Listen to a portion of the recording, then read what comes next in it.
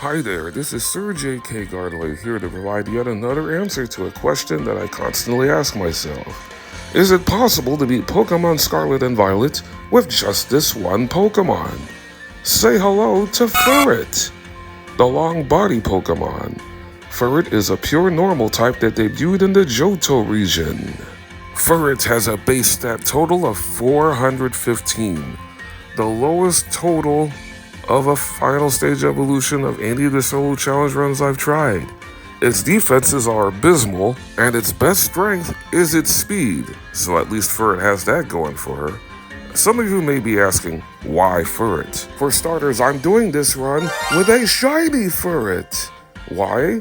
Because Furret is the first shiny Pokemon I ever caught in a Pokemon game when I caught a shiny Sentret at the standard old school 1 in 8,192 odds in Pokémon Gold on the Game Boy Color, back when there was no shiny charm. Can this shiny Furret walk all over Paldea and lead me to the end credits of Pokémon Violet?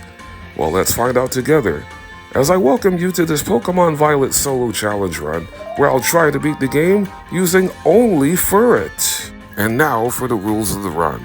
The first one is pretty much elementary. I can only use Furret in all the battles. The second rule, no items will be allowed of use during battle, but held items will be okay. The third rule, if necessary, I'm going to allow up to 5 Terra type changes. And the fourth rule is optional. If you like content like this, be sure to leave a thumbs up and subscribe to the channel if you want to see more. So without any further delay, let's begin the challenge, as I enroll in the UVA Academy this time as a female avatar. In order for me to start this game with shiny Furret, I had to do a Masuda method egg hunt in my main Pokemon Violet save file, and the shiny Sentret came pretty quick for me at 108 eggs.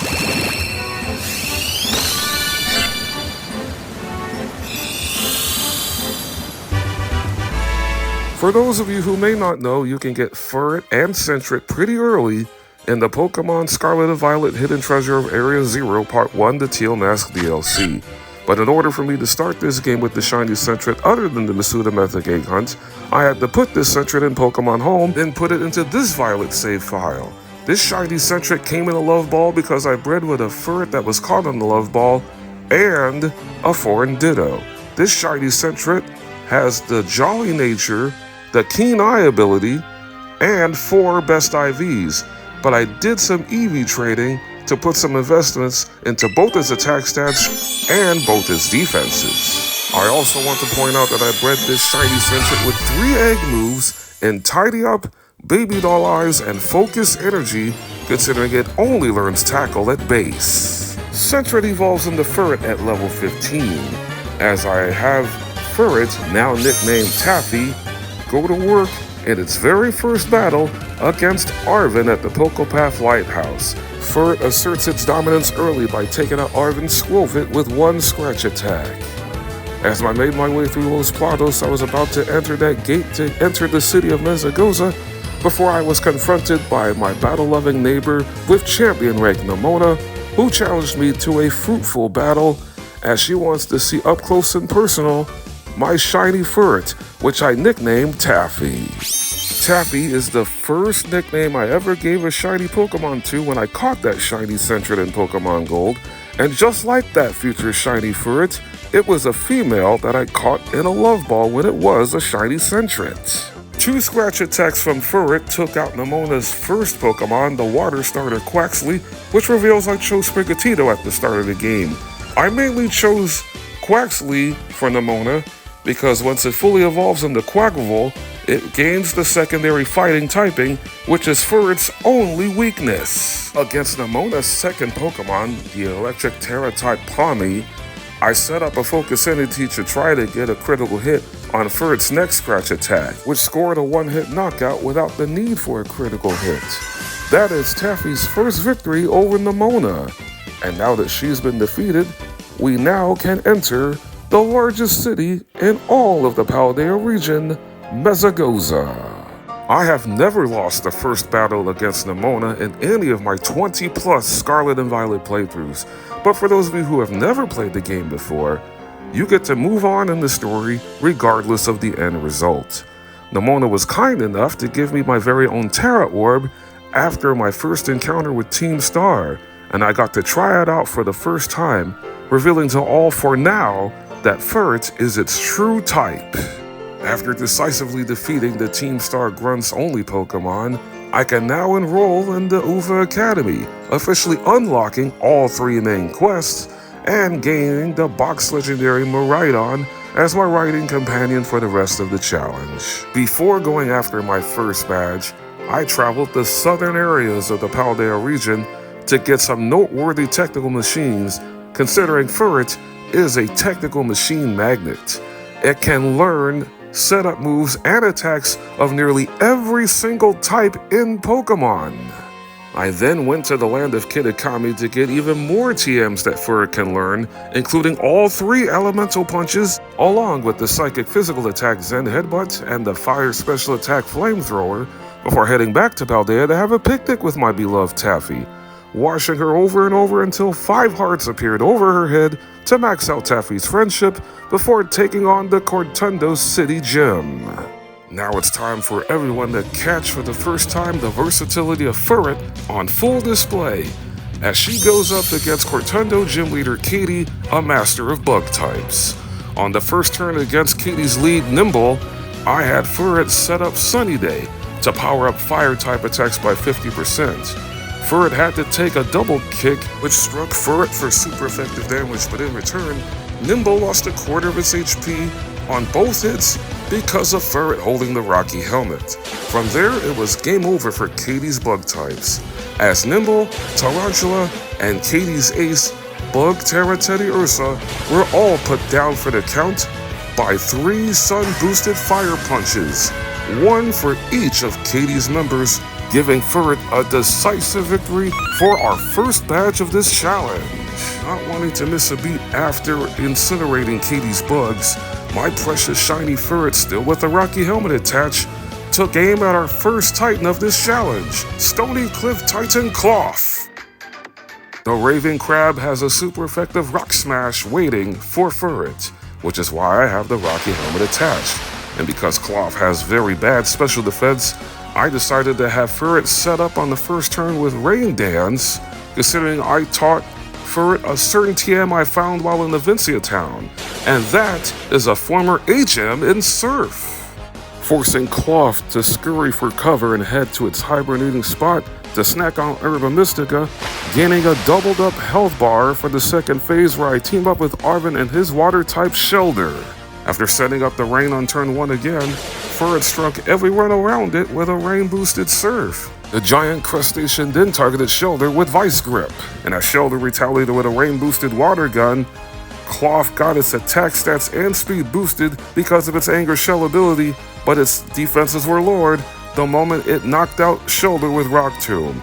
And then I pulled off a stunning surprise by knocking out Cloth with a Focus Blast, another TM that I found in the city of Alfornada, as down goes the Stony Cliff Titan, giving us our second badge of the run.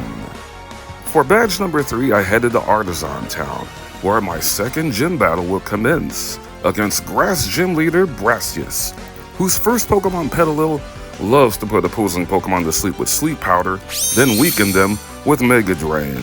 But because Furret has the speed advantage, that was never going to be an issue, as Petalil gets dropped by 1 Fire Punch. Brassius' next Pokemon Smoliv got knocked out by an Ice Punch, as Brassius is now down to his final Pokemon, the Grass Terra Truly-Wudo, who loves to hit opposing Pokemon with Trailblaze to increase its speed, considering it's usually a slow Pokemon. Wanted to see if I could get that 10% chance to freeze, Furret struck with an Ice Punch, no freeze, and then Sudowoodo was able to land Trailblaze.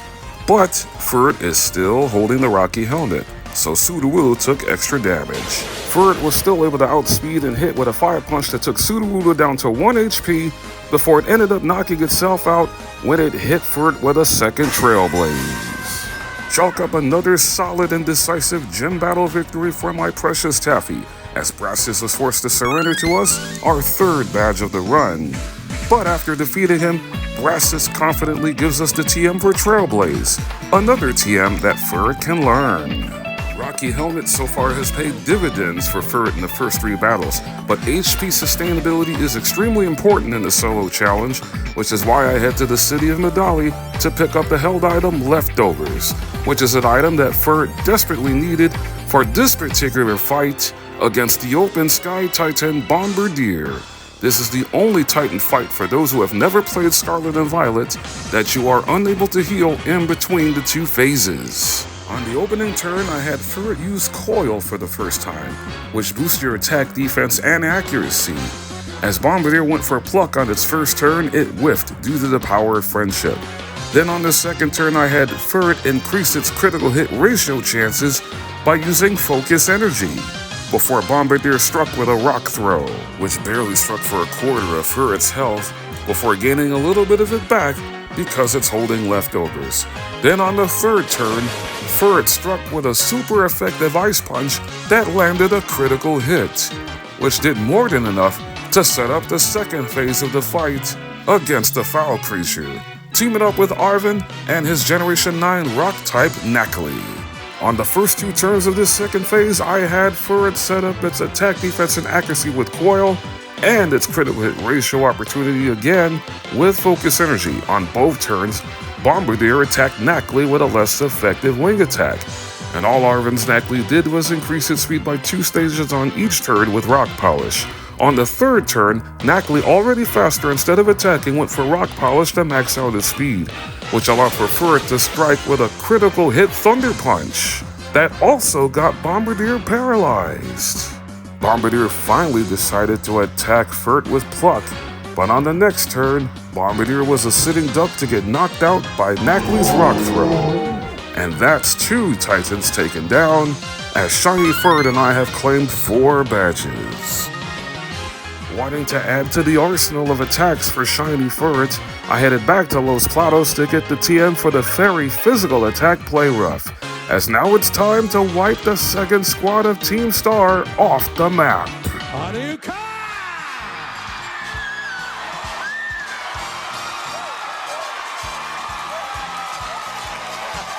Team Star Dark Crew leader Giacomo usually provides the first difficulty spike for most runs in Pokemon Scarlet and Violet. His first Pokemon is a part Steel type in Ponyard.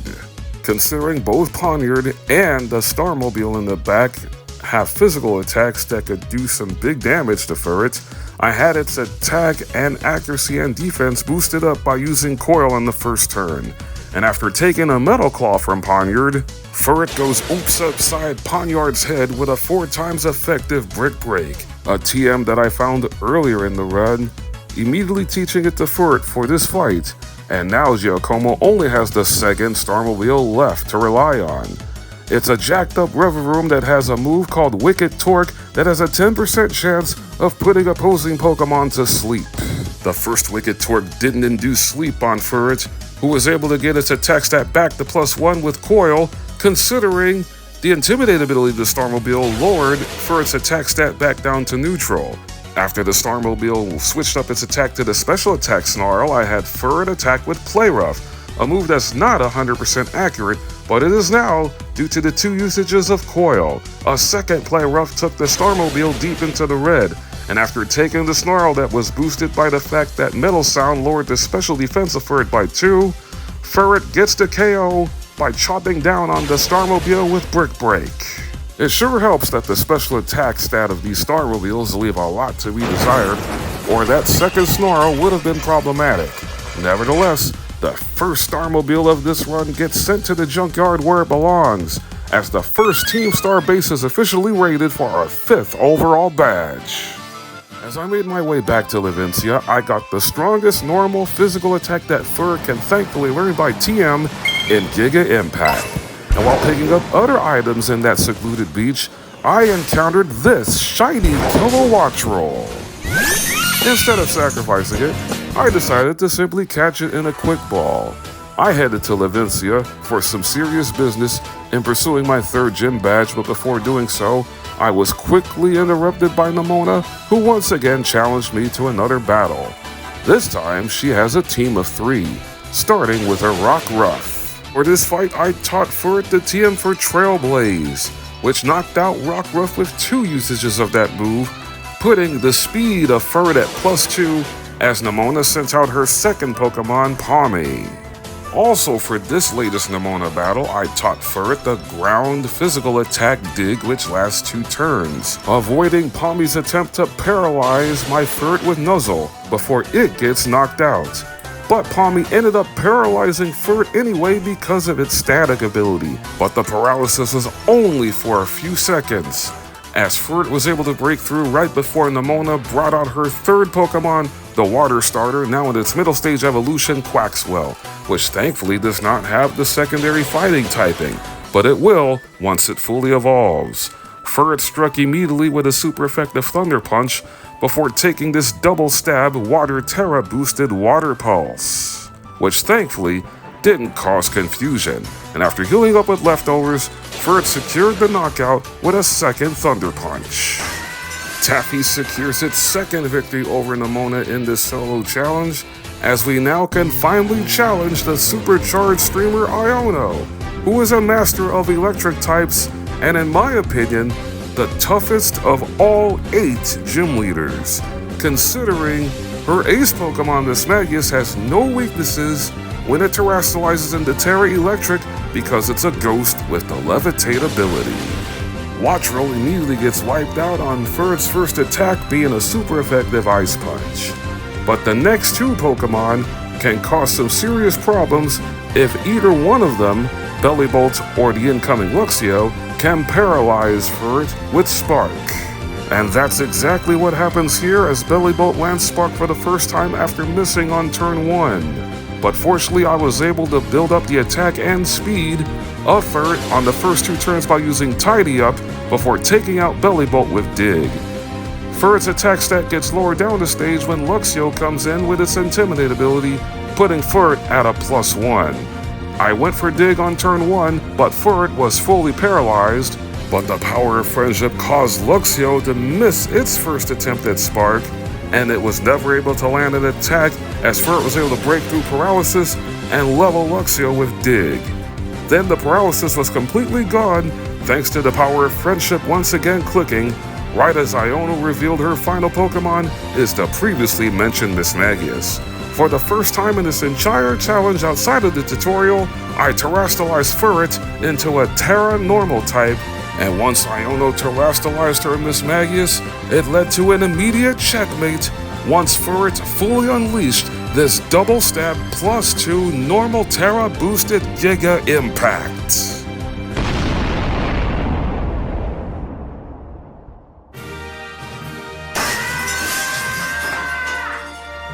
Giga Impact is a base 150 power normal physical attack that causes the user to recharge on the second turn. But since it was the final KO of the fight, there's no drawback, as I claim my third gym badge. Wait, are you that kid who declared war on Team Star? Call me Gardelade. That's exactly right. I have officially declared war on the second Team Star boss of this challenge, just outside the city of Levincia. It's a new Viper!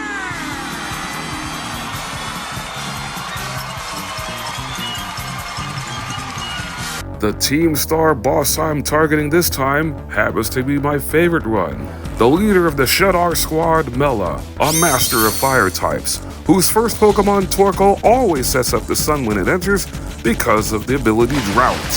The Drought immediately gets washed away on turn 1 by Furret using Rain Dance, which cuts down fire type moves by 50% like this less effective Flame Wheel from Torkoal, before the fire turtle gets washed away by Furret's critical hit Rain boosted Surf. Rainy weather effects increases water type power by 50% as Mela now brings out the Shedar Starmobile. Furret's special attack base stat is at 45, which means Taffy's going to have to do a little bit of work even with the rain up for 8 turns due to the fact that Furret was holding the Damp Rock. every surf attack was striking for just about a quarter of the large health bar of the Starmobile. Now at half of its HP, the Starmobile lowered the physical defense of Furret by 2 by using Screech, before Furret's next surf attack took the Starmobile down to red health. This next blazing torque thankfully didn't land a crit, but it did cause a burn, which only affects physical attack, which gave Furret the green light to use one more surf attack. This glorified car washing of the Shedar Starmobile has come to an end, giving Shiny Furret and I 7 total badges. At this stage of the solo challenge, Furret is now at level 29, the exact level as our next opponent, the lurking Steel Titan Orthworm. After setting up the sun on turn 1, Orthworm struck with a headbutt, but did damage to itself because Furret is once again holding the Rocky Helmet before the slug got melted down by a sun-boosted flamethrower. For the second phase, Arven joins along in the fight, but his Pokemon Toedscool immediately gets one-shot by Orthworm's Iron Tail. I had Taffy set up her defense on turn 1 with Defense Curl, not using Sunny Day right away, using it on the second turn instead, considering Orthworm likes to control the weather by using Sandstorm. So I set up Sunny Day on the second straight turn. Knowing that Orthworm was not going to set up a Sandstorm, it used Headbutt instead. Then the sun-boosted flamethrower struck for just over half of Orthworm's health, forcing Orthworm to set up Sandstorm a second time. At this point, I just simply had Furret send it, striking with another flamethrower before taking Orthworm's headbutt for the second time in this fight. But Furret is now 2 for 2 in connecting with the fighting special attack at base 120 power Focus Blast, a move that is normally 70% accurate, which is why everyone calls that move Focus Miss. But Furret was right on target with the move, dethroning our third Titan, shrinking it down to size for our 8th overall badge. After Furret slayed the Steely Slug, I made my way over to Cascarava to take on Water Gym Leader Kofu in pursuit of our 4th gym badge. Considering Kofu's second Pokemon Web Trio is fast, I decided to attack his lead Pokemon Veluza with Trailblaze, needing 3 of them to knock out the ugly fish, considering I had Furret hold the Rocky Helmet. But the second one landed a critical hit to further speed up the process right before Wug Trio enters into battle, with Furret's speed at a +2, allowing for it to be faster on turn 1 to set up its attack, defense, and accuracy with Coil. Having the speed advantage for Furret is important considering Wug Trio's first attack, Headbutt, has a 30% chance to flinch if it moved first. I now set up a second Coil before knocking out Wug Trio on the next turn with a Thunder Punch. Furret's speed stat got lower down the stage because of Wug Trio's ability Gooey before it goes back into its Pokeball. But it hardly matters considering Kofu's ace Pokemon, Water Terra Crabominable, moves at a snail's pace. However, Crabominable can hit normal types like Furret super effectively with Rock Smash, and with Furret already low in HP, it could be devastating if this Rock Smash lands a crit, but thankfully it doesn't, as the combination of Thunder Punch and Rocky Helmet takes Crabominable out. I was also fortunate that Crabominable didn't see a KO with the Water Stab Terra boosted Crab Hammer, so I'm happy to leave Cascarava with my 9th overall badge. Now entering the second half of this Pokemon Violet Shiny Furret only solo challenge, I headed to Tag Tree Thicket to pick up the TM for Shadow Claw, which will be of good use for a future battle down the line, but for now, it's time to take out the Team Star Poison base next. How about a new Corvette?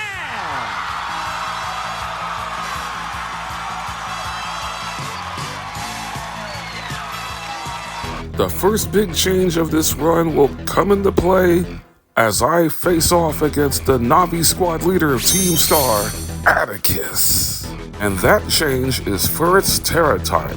If you let his lead Pokemon Skuntank poison you with Toxic in a solo challenge, you're going to have a bad time unless if you resist poison, which is why I changed Furret's Terra type from Normal to Steel, the best defensive type in Pokemon that resists 10 types and is completely immune to poison.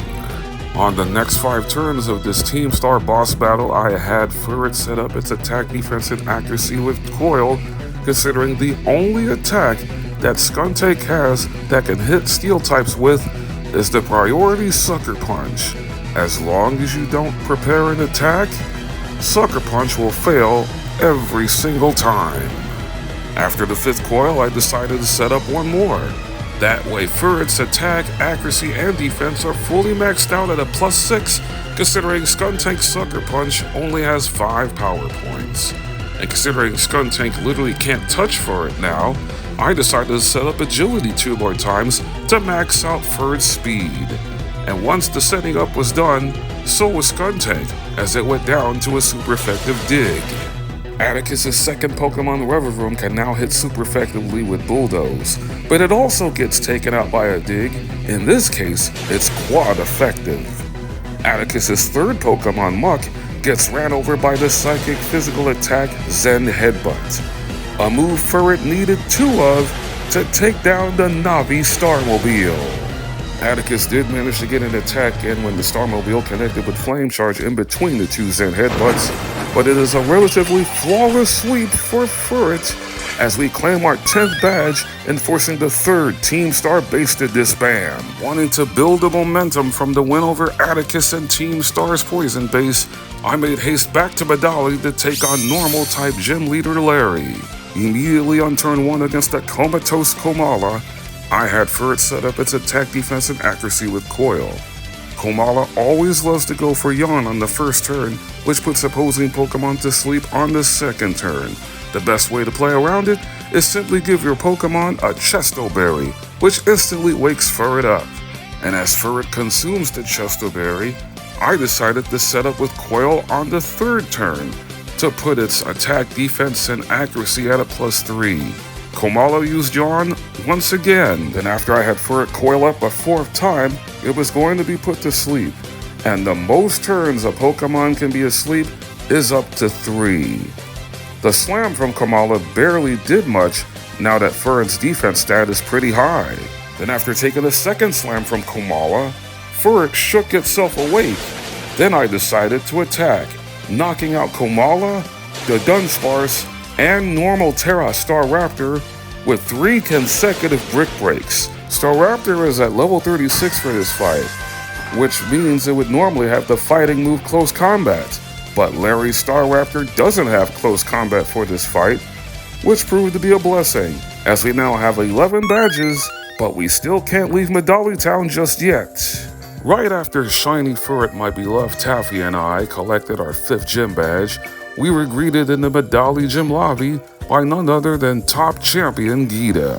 And close by in the town is my rival Nemona, so you know what that means. She's challenging me to yet another battle to see how much my Furret and I got stronger from when we last defeated her in Levencia. Nemona even shown a little bit of envy, considering top champion Geeta is starting to show interest in me. Nemona reminded Geeta of who found me first. And as we stepped outside the Medali gym lobby for the battle, it started to rain, which could be a bad situation for Furret and I to step into. Geeta heals up my Furret right before the battle begins, as Nemona comes at me with a team of 4. Her Rockruff is now fully evolved into the midday Lycanroc. She adds a Goomy, her Palmy is now at its middle stage Palmo, and you already know that her water starter is now going to be a fully evolved Quaquaval. In order for me to stall out the rain, I had Furret set up its attack, defense, and accuracy with Coil. This Nemona fight can easily trip up a player if you don't come in fully prepared, because Furret does not have any healing moves, and the item I used against Larry is already consumed, considering it was a Chesto Berry. So I had to strategically set up Furret's moveset before battling Larry. After setting up 3 coils, Lycanroc was able to get a flinch with Bite before being knocked out by a Brick Break. Furret successfully executed some rough play on both Goomy and Palmo, then Quaquaval gets dropped by a +3 Thunder Punch.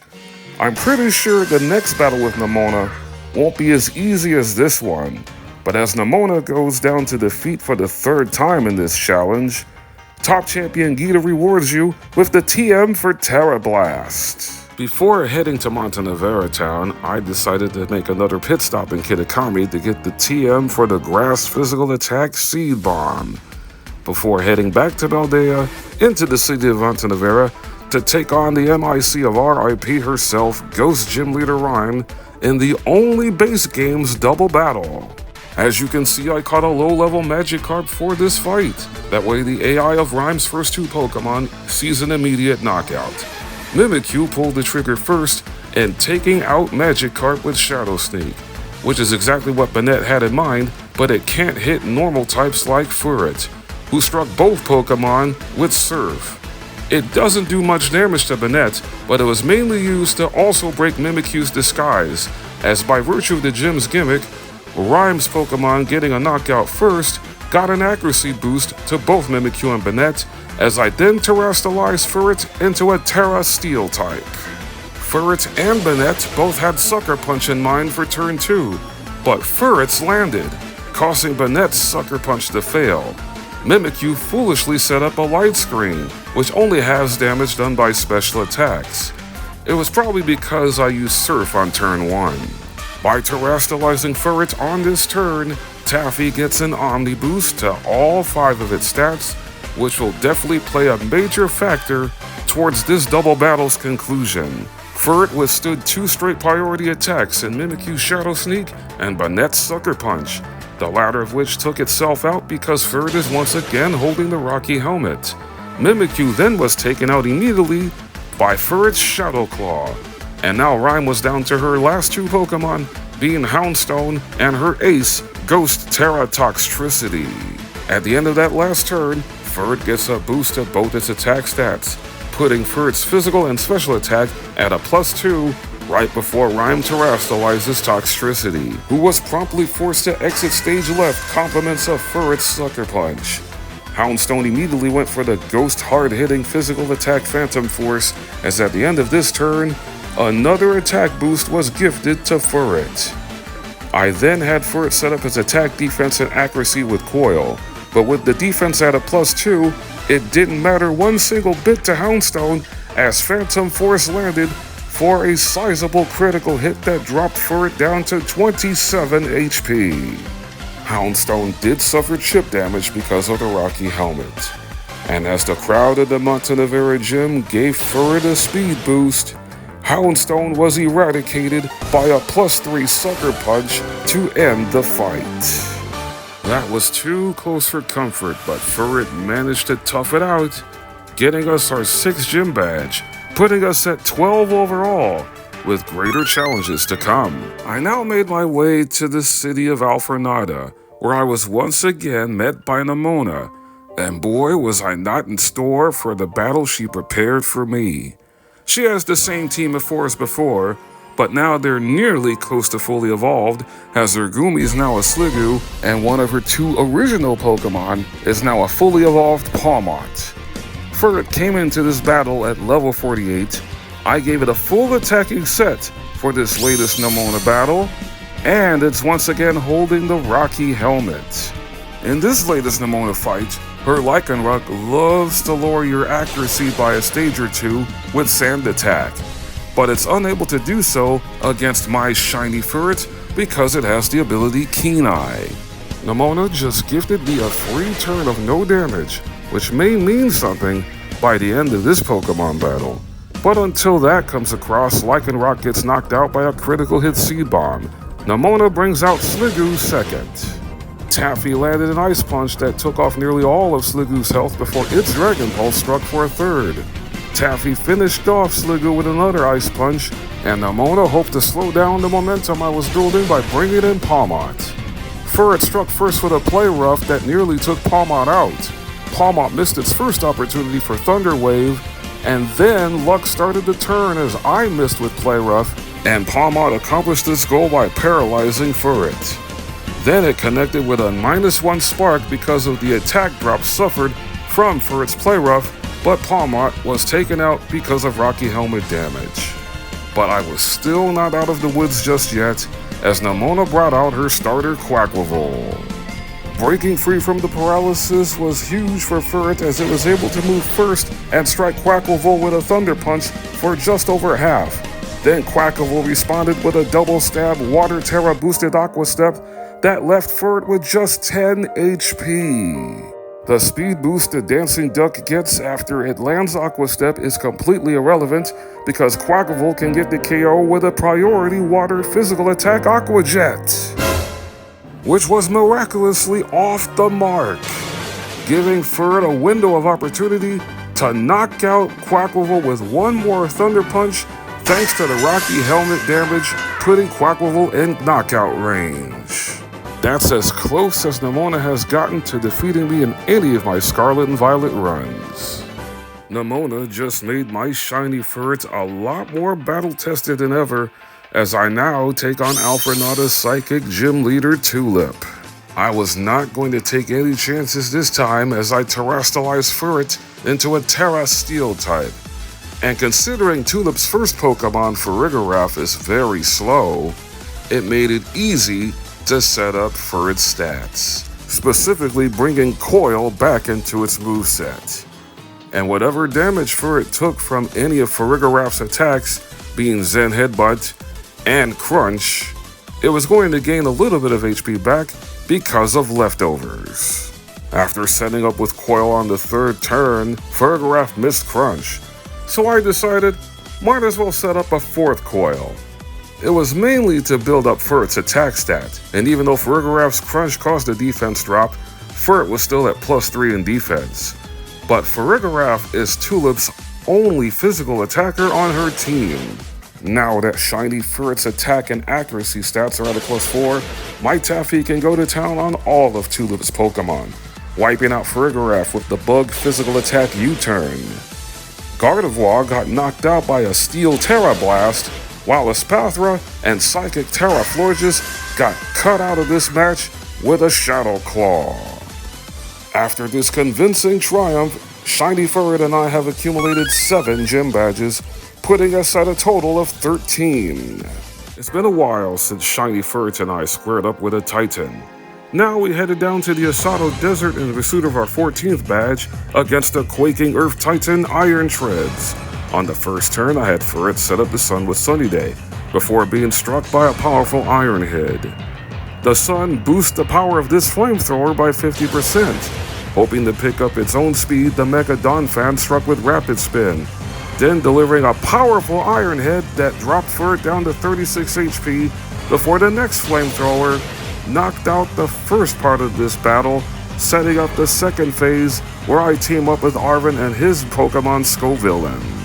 In 2 of the Titan battles, Arven's Pokemon got knocked out, but this time my buddy came with a vengeance. On the second turn, it struck with a Fire Fang, which took a quarter off of Iron Tread's doubled up health bar. But that would not be all, I assure you. After Furret hits with this flamethrower that took the Treads deep into the orange, I came to realize that Fire Fang also managed to get a flinch. And after that powerful Paradox Pokemon took burn damage at the end of the turn, it only seemed right for Arven to get the final KO with another Fire Fang, giving me another victory and our 14th badge. Shiny Furret and I now take aim at the 8th gym near the top of Glaciato Mountain as we face off against Grusha, a master of ice types. And just like the previous gym battle against Tulip, I immediately terrestrialized Furret into a Terra Steel type. Grusha's first Pokemon, Frostmoth, which is also a bug type, loves to set up Tailwind whenever the opposing Pokemon is faster. It also serves the purpose of speeding up Grusha's team for the next 3 turns. On the third turn, after setting up with a second Coil, Frostmoth missed on its second Blizzard, allowing for Furret to get the KO with a quad-effective Fire Punch. But little did I realize there was still 1 turn of Tailwind left as Grusha's second Pokemon Beartic took off 45% of Furret's HP with an Earthquake, before it went down to a super effective Brick Break. The Tailwind that Frostmoth set up petered out at the end of this turn, and as Furret gained HP back with leftovers, Grusha brought out his third Pokemon, Cetitan, which has the Thick Fat ability, which cuts in half damage done by fire and ice type attacks. So I set up Coil one more time, and after liquidation caused the defense drop, Furret was able to get the KO on both Titan and Grush's ace, Ice Terra Altaria, with back-to-back Steel Terra Blasts. That's all 8 gyms conquered and defeated by my beloved Taffy, which officially qualifies us for the Pokemon League. And while top champion Geeta and Nemona decided to congratulate me at the end of the gym battle, there are still 3 more badges left for me to collect, and 2 of them are Team Star bases. And this latest Team Star base that resides on North Province Area 3 will be the one next to test Furret's resolve.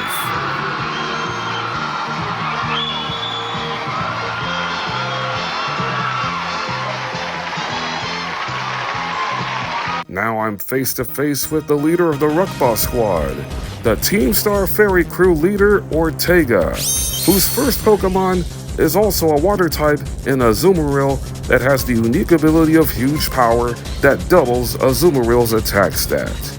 So I immediately terrestrialized Furret into a Terra Steel type once again. For the first 2 turns of this bout, I had Furret set up its attack, defense, and accuracy with Coil, considering on at least one of the turns, Azumarill will lower your attack stat down by 2 stages by using Charm. And after setting up the second Coil, that's exactly what Azumarill ends up doing, putting the attack stat of Furret back to neutral.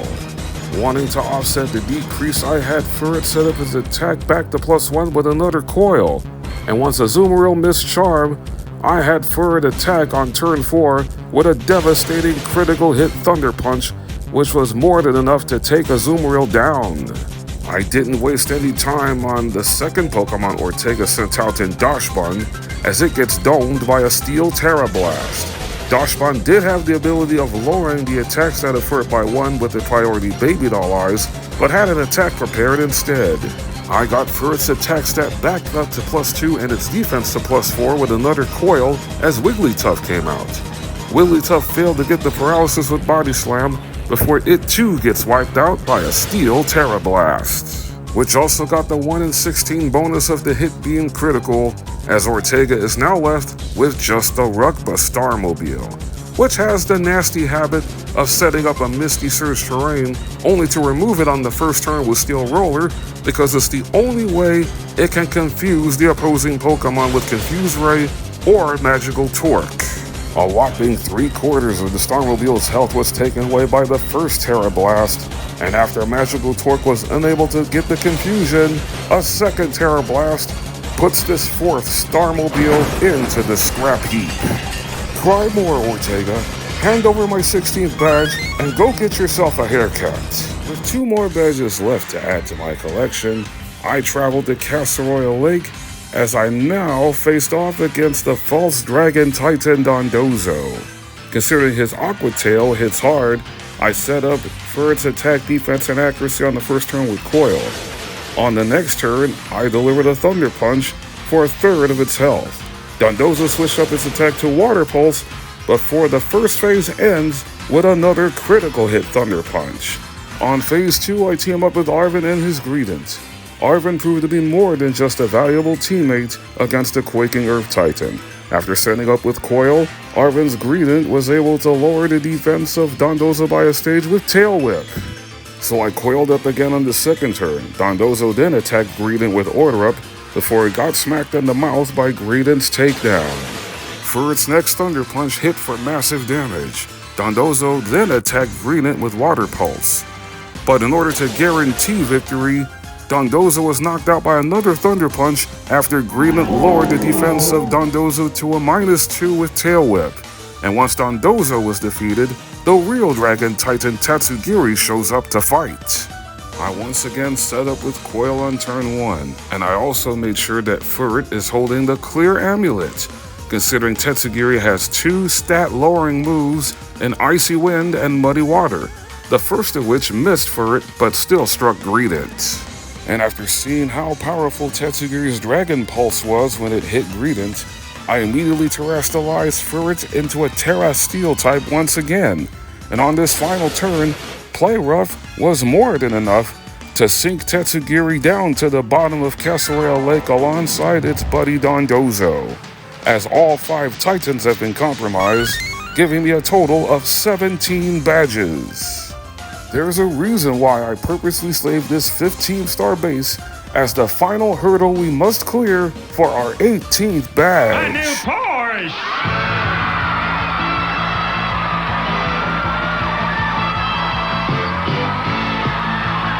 And that's because the Team Star Cap Squad is a fighting type base led by the malicious mistress Aerie. Every single one of her Pokemon plus the Starmobile will absolutely decimate Furret, considering fighting types are its only weakness. It will take a clinically insane person to have the audacity to challenge a fighting base with one normal type. Well, send me to the insane asylum, as I changed Furret's Terra type for this fight to Ghost, a type that is completely immune to fighting type moves. Which means Aerie's first Pokemon, the part poison type Toxicroak, cannot hit Furret with any fighting type moves, which in this case would be Brick Break, because of the Ghost Terrestrialization, leaving Toxicroak with its best option against Ghost type Pokemon being the priority Dark Physical Attack Sucker Punch. Its only other attack is Poison Jab that Ghost types resist. To effectively waste all 5 of Toxicroak's Sucker Punch power points, I had Furret maxed out its speed by using Agility twice, considering I used Agility on the first turn after terrestrializing into Terra Ghost, and set up its attack, defense, and accuracy with Coil 3 times, using a 4th Coil once Toxicroak was out of Sucker Punches. This stupid frog was still able to get that poison with Poison Jab, even though Furret now resists that move.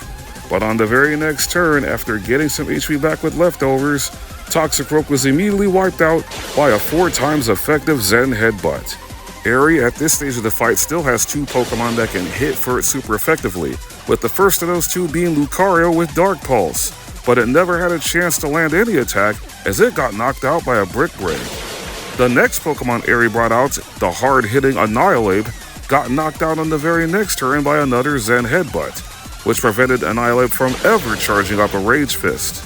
Passimian suffered the exact same fate as Toxicroak and Annihilate thanks to a 3rd Zen Headbutt. But here comes the Cap Starmobile. Aerie loves to set up its attack and speed whenever it can with Shift Gear, and now that Furret's defense is at a +4, the Starmobile barely left a dent in Furret with high horsepower before 2 more Zen Headbutts sends this 5th and final Team Star base to the trash. And after it gets impounded, Shiny Furret and I have taken possession of all 18 badges. Let's take a look at the final individual and effort values of Taffy, my Shiny Furret, as we enter the Pokemon League. I kept Furret's Terra type at Ghost, and as you can also see, I fed Furret an Adamant Mint. That way Furret's physical attack stat gets increased, and its special attack stat decreased, as I start off against Rika, the first member of the Elite Four that's a master of ground-type Pokemon, with her first one being the part water-type Whiscash. On turn 1, I had Furret set up its attack, defense, and accuracy with Coil, which I felt was necessary because one of Whiscash's attacks, Muddy Water, has the small chance of lowering the accuracy of Furret, which doesn't here, before Whiscash goes down to a quad-effective Seed Bomb. The Seed Bomb scored a critical hit, but Whiscash would have went down regardless if the Seed Bomb crit or not. And even with Furret's low special attack base stats, one Surf is still powerful enough to one-shot Camerupt, considering the Hoenn region Camel is 4 times weak to water. Another thing to point out, I came into the Pokemon League with Furret at level 65. Furret then managed to eliminate Donphan from the battle with the combination of Ice Punch and Seed Bomb, even though Donphan did manage to hit an Earthquake before going down. The 4th Pokemon Rika brings into the fray is Dugtrio, who on turn 1 sets up Sandstorm to set up its evasion with its Sand Veil ability. But Dugtrio also has paper-thin defenses as it gets wiped out by a Seed Bomb. The Sandstorm also does some chip damage on Furret, who was able to get some of it back because I had Furret hold the leftovers item.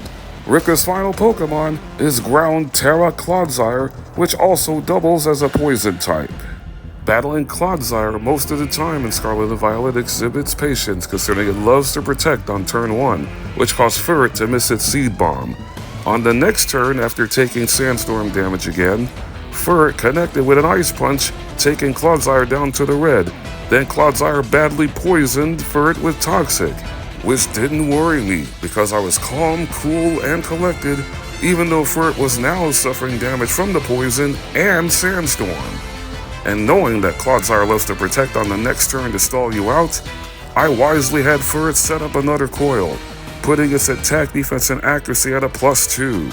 And now Clodsire is guaranteed to attack on the next turn, but Furret outruns it naturally and knocks out Clodsire with a now super effective Seed Bomb due to the ground terrestrialization, locking up our first victory in the Elite Four. The next battle Shiny Furret and I engage in is against Poppy, an ironclad little girl that's a user of steel types. Her first one is Kabaraja, who loves to damage opposing Pokemon with Heavy Slam, a move that's damage is calculated by how much the Pokemon weighs over its opponent. The first Heavy Slam whiffed because of the power of Friendship, which allowed for me to set up Furret's attack, accuracy, and defense with Coil on the first 2 turns, and regardless of how much damage Furret sustained, it was going to gain back some of it because Furret is still holding leftovers. On the 3rd turn, Kabaraja goes down to a +2 Fire Punch. Poppy's second Pokemon, Corviknight, has Body Press, a move which damage is calculated by that Pokemon's defense stat. So I wasted no time in terrestrializing Furret into a Terra Ghost type, attacking immediately with Fire Punch, taking Corviknight down to the red. Poppy throws Corviknight by the wayside by having it use Iron Defense before a second Fire Punch takes out the Galar Regional Bird. Poppy's third Pokemon is Bronzong, which eliminates its ground weakness because of the ability Levitate, but that also means Fire Punch will do more damage in wiping out Bronzong because its other natural ability is Heat Proof, which would cut in half damage done by Fire-type attacks. Poppy's fourth Pokemon, Magnezone, gets taken down to its 30 with another Fire Punch, which also got that 10% chance to inflict Burn status. Magnezone foolishly set up her light screen before the Burn picks it off, and now Poppy's down to her ace, Steel Terra Tinkaton. Regardless if I terrestrialized Furret or not, Tinkaton's strongest attack is that base 160 power Steel physical attack Gigaton Hammer, which hits insanely harder once Tinkaton is fully terrestrialized. That's exactly why I retaught Furret the ground physical attack Dig to evade the attack, then knock out Tinkaton because Furret is at a +2 in attack. It's time to press on to the third member of the Elite Four, where we meet up with a familiar face. It's normal type Gym Leader Larry, but for the Elite Four, he now has a team of flying type Pokemon, including his familiar Staraptor, which can hit Furret super effectively now because it has the fighting physical attack Close Combat, a move that also is in the moveset of his new ace Flamigo.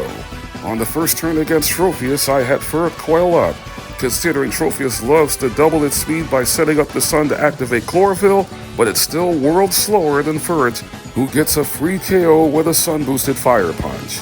Its attack stat gets lowered down to neutral thanks to the Intimidate ability of Staraptor, and because of the threat of close combat, I terrestrialized Furret into a Terra Ghost type and immediately set up its attack back to +1 with a second coil. You saw Furret use Fire Punch to get rid of Trophius.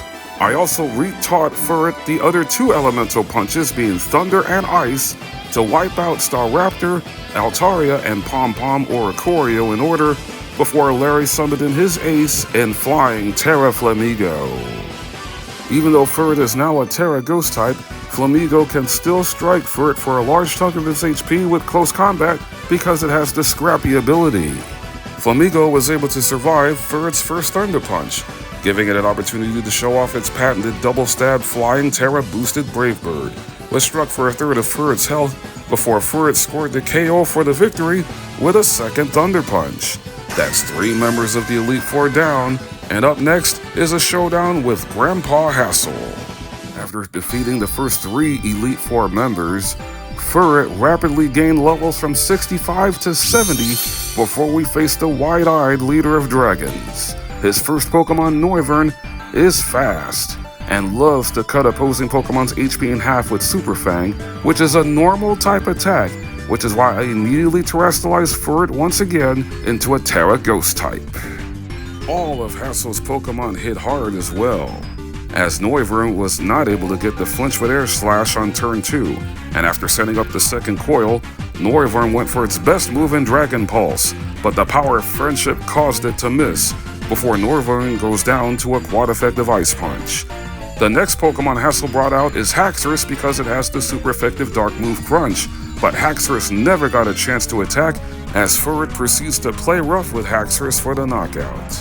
Hassel's third Pokemon is the part poison type Dragalge, so I had Furret burrow underground to wipe out Dragalge with that 2-turn dig attack, but in doing so, Dragalge's Poison Point ability activated, which now puts Furret on the clock.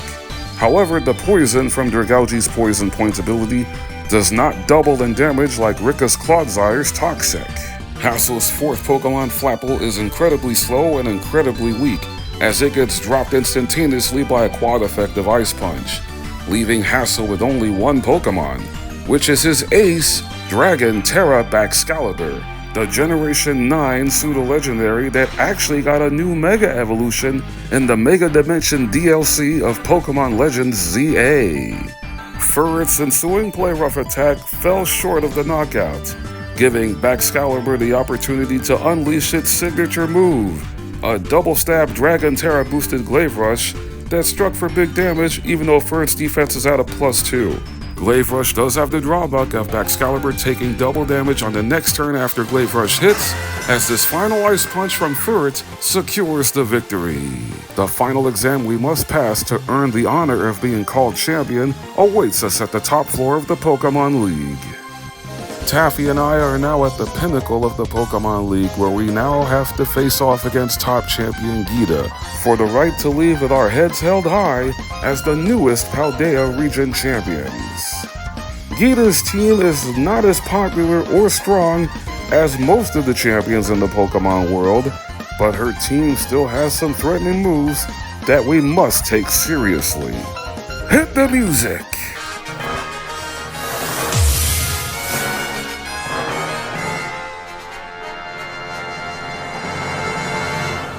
One of the many attacks on Geeta's 6 Pokemon that can cause some trouble for my shiny Furret is the Lumina Crash from Geeta's lead Pokemon, Espathra.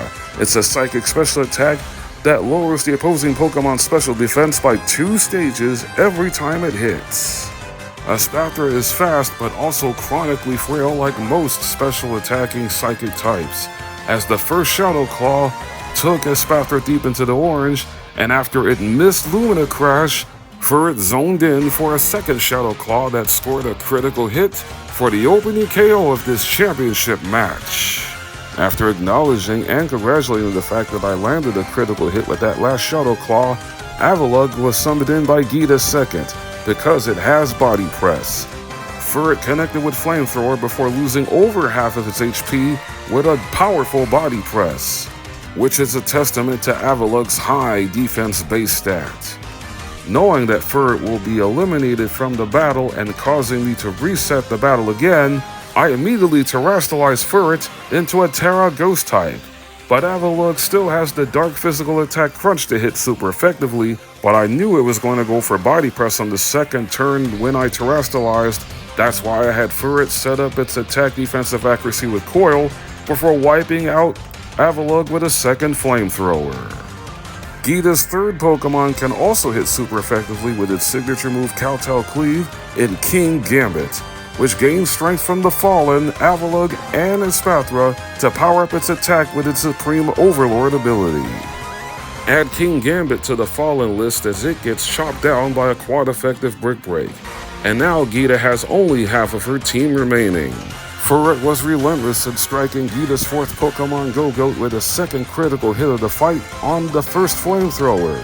Geeta wasted Go-Goat's only turn to attack by using Bulk Up before Go-Goat falls victim to a second Flamethrower. And as Furret heals up with leftovers, Geeta's penultimate Pokemon before her ace comes out is the Water and Psychic type Veluza.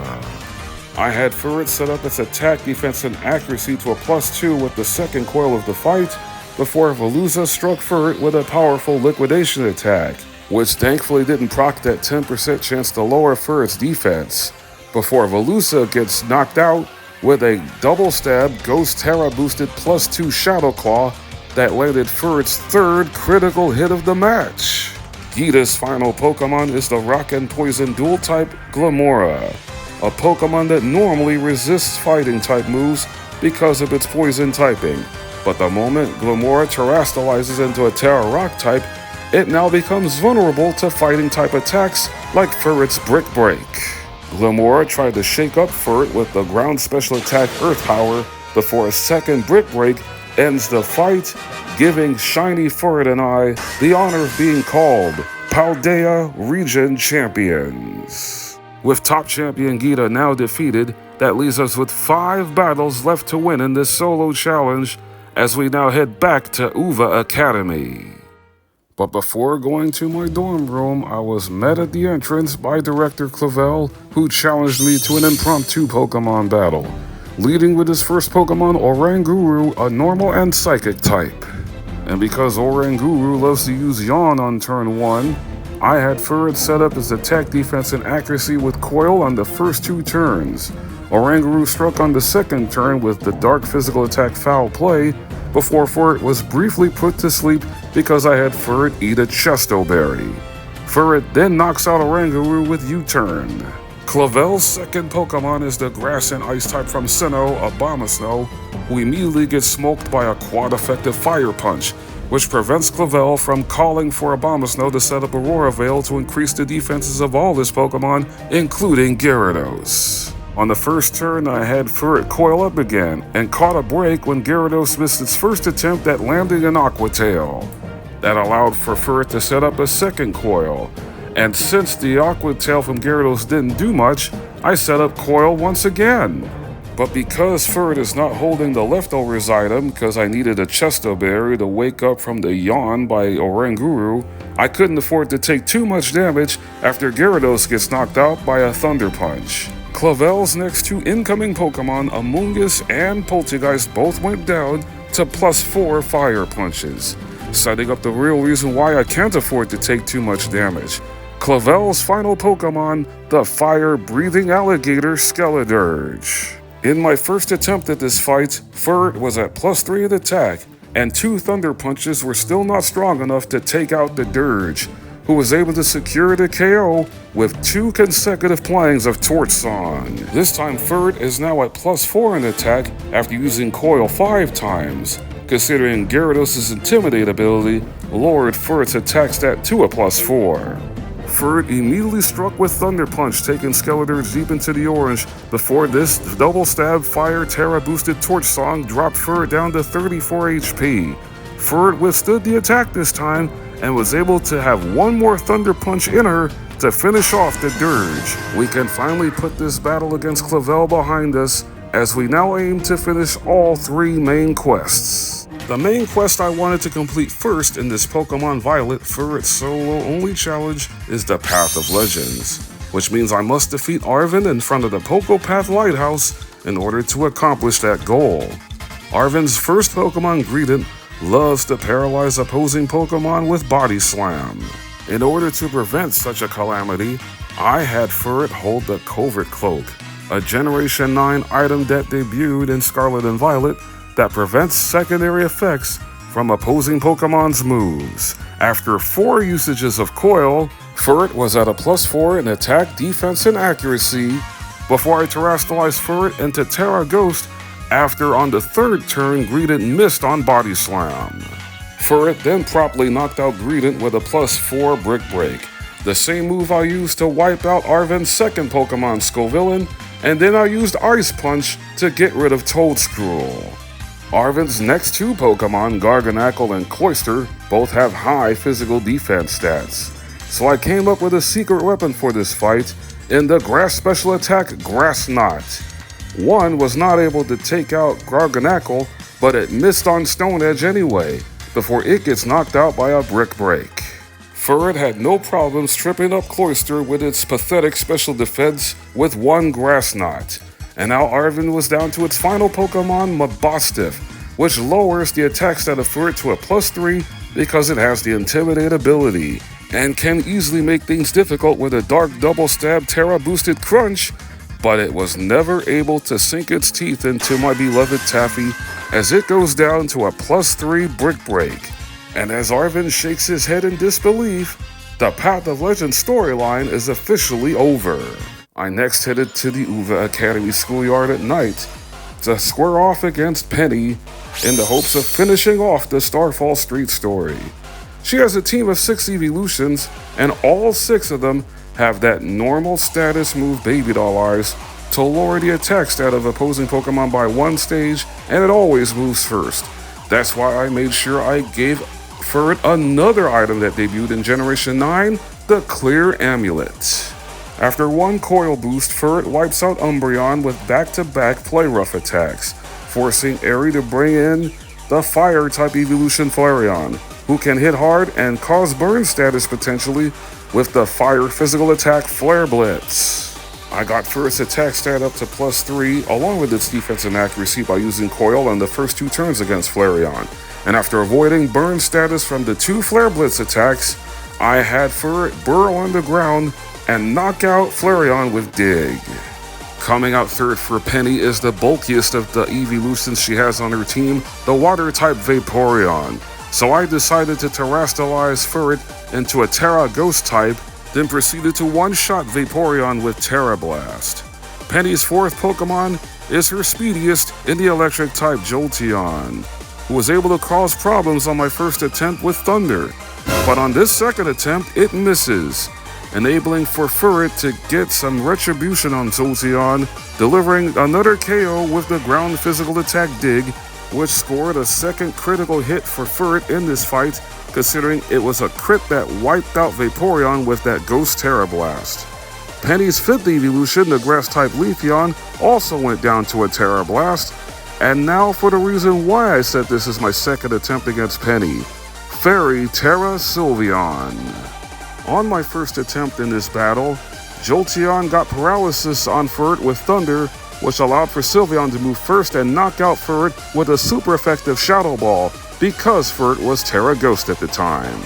However, on attempt 2, I vowed for Furret to get its payback. After Sylveon is terrestrialized into a Terra Fairy type, there's no better way to get your vindication than by knocking out Sylveon with a critical hit Ghost Terra Blast, which emphatically shatters Penny's hopes of victory, proving that first attempt was nothing more than a fluke.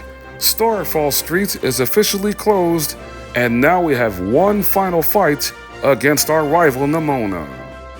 My shiny Furret and I are near the finish line of this solo challenge, as she's now at level 79.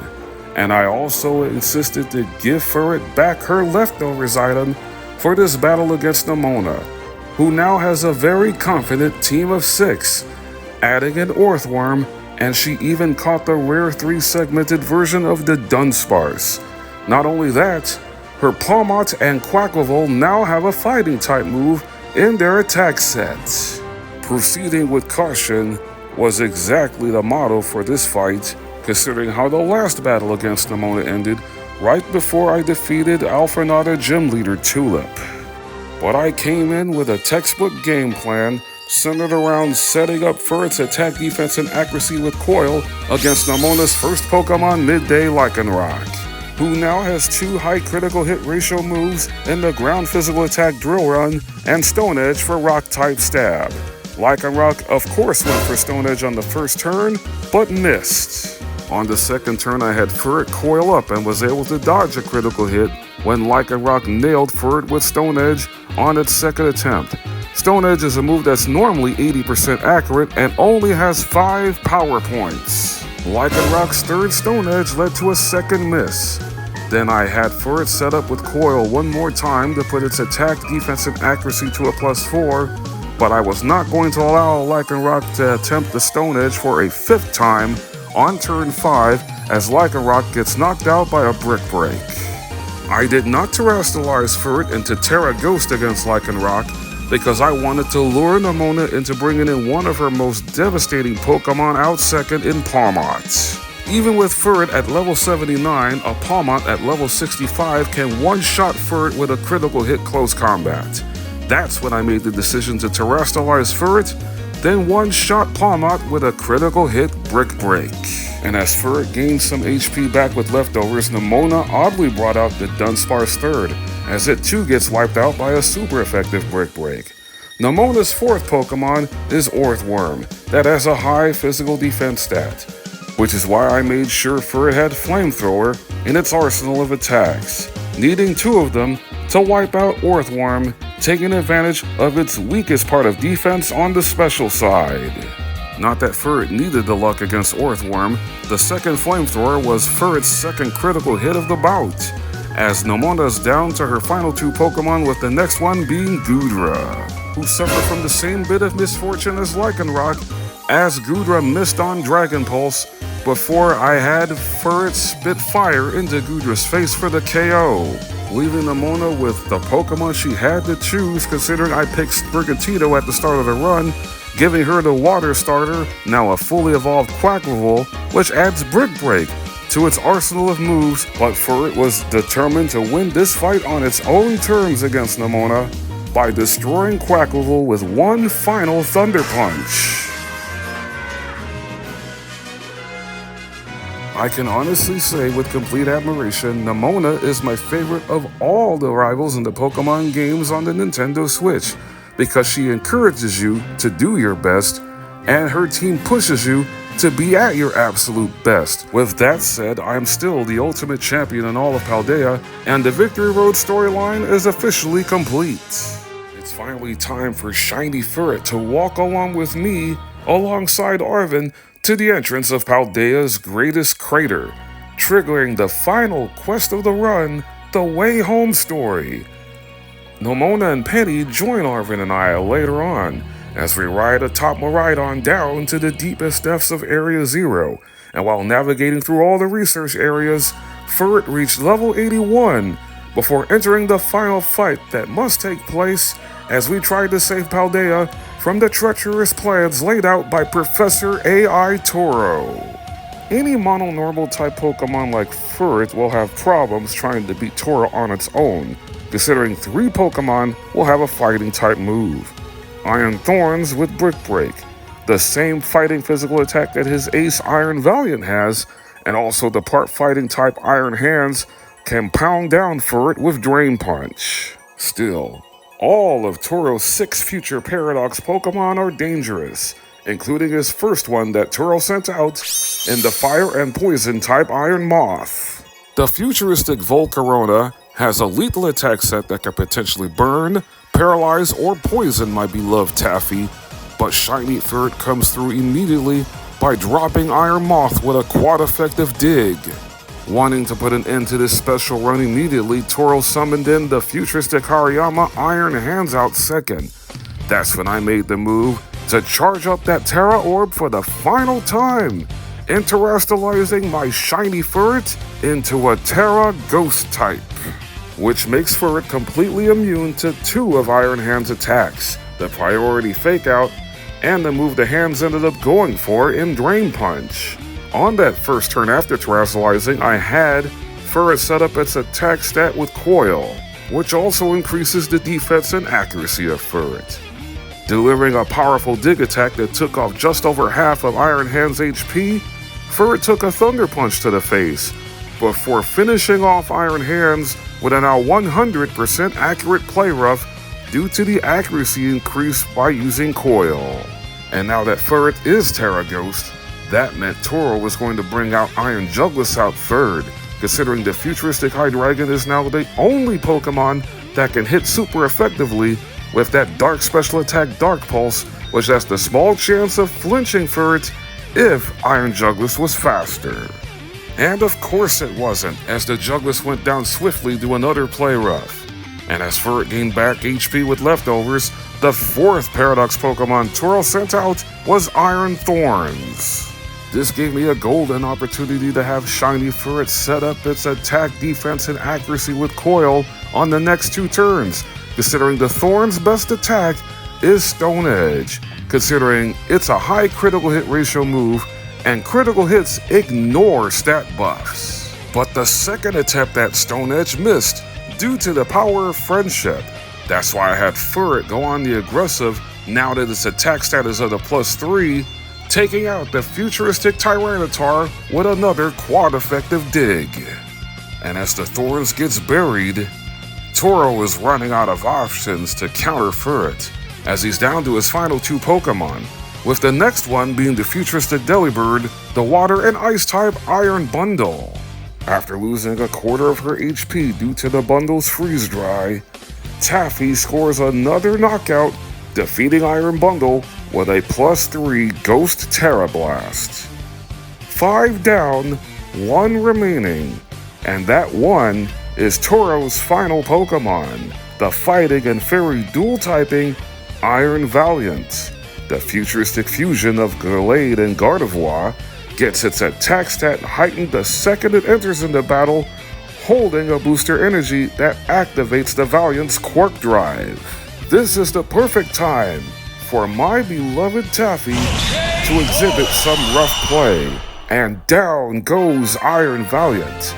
That is how I managed to defeat all of Pokemon Violet using 1 Shiny Furret. I am extremely happy to go through this entire challenge of beating a Pokemon game with the Pokemon that had the distinction of being the first shiny Pokemon I ever caught in a Pokemon game. This entire solo challenge finished 12 minutes short of a full 14 hours. And I enjoyed every single second. To all of you who took the time and wanted to view this entire experience from the beginning to the end and enjoyed it along with me, I sincerely thank you from the bottom of my heart. If you love content like this, be sure to leave a like, and if you are a newcomer, please consider clicking the subscribe button, because every subscription tells me that I'm doing something right and will further inspire me to want to make even more gaming content. For the first time ever coming soon, I'll be doing a monotype run for fun in Pokemon Sword and Shield. But until then, it's time that my precious Taffy and I head to Blueberry Academy in the Indigo Disc DLC and go for a little victory walk.